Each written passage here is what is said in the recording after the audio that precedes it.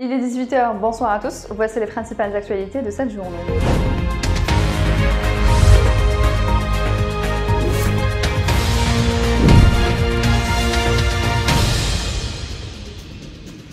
Des pluies orageuses affecteront plusieurs wilayas du pays à partir de ce mercredi jusqu'à demain jeudi, indique un bulletin météorologique spécial. Les wilayas concernés par ce BMS de niveau de vigilance orange sont Larwat, Al-Bayad, Saïda, Tiaret, Tissimsit, Relizan, Mascara, Mostaganem et Chlef, précise la même source, ajoutant que les quantités de pluie attendues oscilleront entre 20 et 40 mm.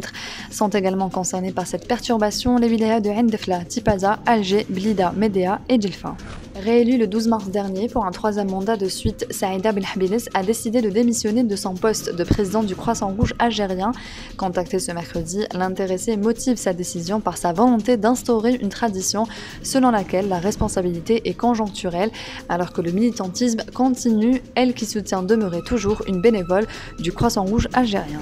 La chambre pénale de la cour de Boumeldes a prononcé ce mercredi la nullité des procédures de poursuite judiciaire contre l'ancien directeur général de la Sûreté nationale, Abdelghani Hamel, et son fils Shafiq dans l'affaire de détournement de fonciers agricoles et trafic d'influence. Les anciens walis de Tipaza, Qadi Abdelkader et Moussa Rlay ont vu leur peine réduite à 3 ans de prison ferme, tandis que l'ancien wali de la même wilaya, Mustafa Layadi, a bénéficié des procédures d'extinction de l'action publique pour prescription.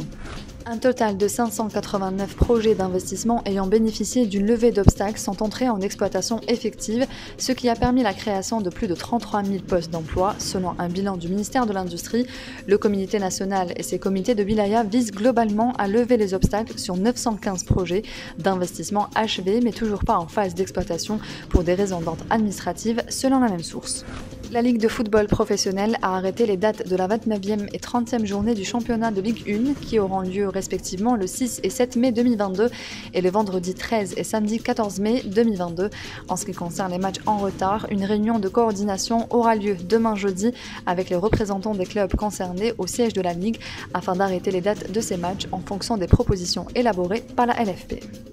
C'est la fin de ce journal, merci pour votre attention, on se retrouve demain à la même heure sur nos réseaux sociaux.